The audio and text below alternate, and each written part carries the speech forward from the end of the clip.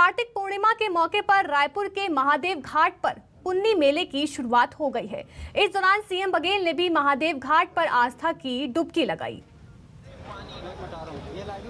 आप TV screen पर तस्वीरें देख रहे हैं, जहां आज सीएम भूपेश बघेल ने महादेव घाट पर आस्था की डुबकी लगाई, दीपदान किया, प्रदेशवासियों की अमन चैन का प्रार्थना की और प्रदेशवासियों को शुभकामनाएं भी दी।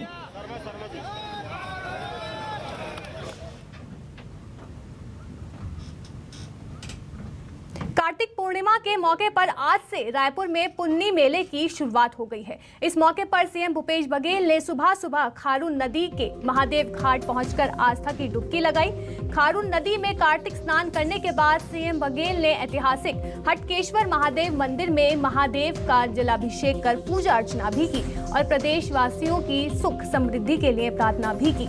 इस दौरान वो परंपरागत गंगा आरती कार्यक्रम में शामिल हुए और दीपदान किया। इस दौरान सीएम ने कहा कि छत्तीसगढ़ की सांस्कृतिक परंपरा में कार्तिक पूर्णिमा का विशेष महत्व है। उन्होंने कार्तिक पूर्णिमा की सभी को बधाई और शुभकामनाएं दी। इस अवसर पर संसदीय सचिव विकास उपाध्याय, राज्य गौ सेवा आयोग के अध्यक्ष महंत रामसुंदर दास, मुख्यमंत्री के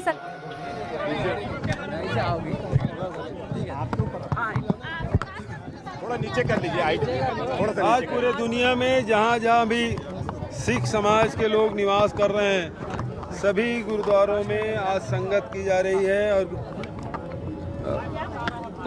गुरु को याद कर रहे हैं। गुरु नानक देव की आज जयंती बहुत ही हर्षोल्लास के साथ पूरे श्रद्धापूर्वक मना रहे हैं। मानवता को सेवा की जो सीख गुरु नानक देव ने दी है, वो सिख समाज में हमको देखने को मिलता है। जब संकट आया कोरोना का, तो सबसे पहले भोजन की व्यवस्था करने के लिए हमारे सिख समाज के लोग स्वयं होकर आगे आए। न केवल छत्तीसगढ़ में बल्कि हिंदुस्तान में हमने देखा है, जहां भोजन की आवश्यकता वहाँ भोजन पहुँचा रहे हैं, जहाँ ऑक्सीजन की कमी है वहाँ का ऑक्सीजन सिलेंडर दे रहे हैं, जहाँ दवाइयों की कमी है वहाँ दवाई पहुँचाने का काम कर रहे हैं। तो जो सेवा का कार्य जो हमारे सिख समाज के लोग कर रहे हैं वो अद्वितीय है। और ऐसे अवसर पर गुरु नानक देव को नमन करते हुए, प्रणाम करते हुए अपनी वाणी को तीन कानून को वापस ले लिया है, माफी मांगी है।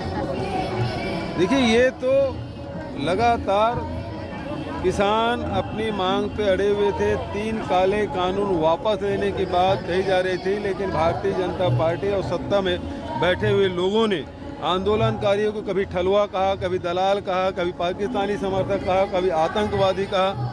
तो सारे जितने भी संज्ञाएं उससे उन्होंने अपमान करने के लिए कोई कसर उन्होंने छोड़ी नहीं। और आज उनके पास कोई रास्ता नहीं बचा तो कृषि कानून वापस लिए हैं। राहुल गांधी जी लगातार कहते रहे, उसके हर बात आज सही साबित हो रही है। पहले उन्होंने नोटबंदी के लिए बात कही थी, ये देश के लिए नुकसानदायक होगा। फिर जब लॉकडाउन लगाया गया तब भी उन्होंने कहा था ये देश की अर्थव्यवस्था तोड़ने वाली है। और कोरोना जब आया तब भी उन्होंने कहा कोरोना को हल्के में मत लीजिए। वो नमस्ते ट्रम्प करा रहे थे तब भी उन्होंने सचेत किया था। तो आज कृषि कानून के लिए भी राहुल जी ने कहा था ये तीनों कानून वापस लेने होंगे और आज की बात सही साबित हुई है। तो आज केवल 3 कानून वापस लेने की बात नहीं है, बल्कि 3 कानून के साथ साथ किसानों की जो मांग है MSP में खरीदने की, पूरे देश में अनाज खरीदी MSP में खरीदी हो, भारत सरकार सुनिश्चित करे। सर, वनवासियों को बहुत बड़ी सौगात दी गई है, वनवासियों को बहुत बड़ी सौगात दी गई है। सर, क्या कुछ कहेंगे?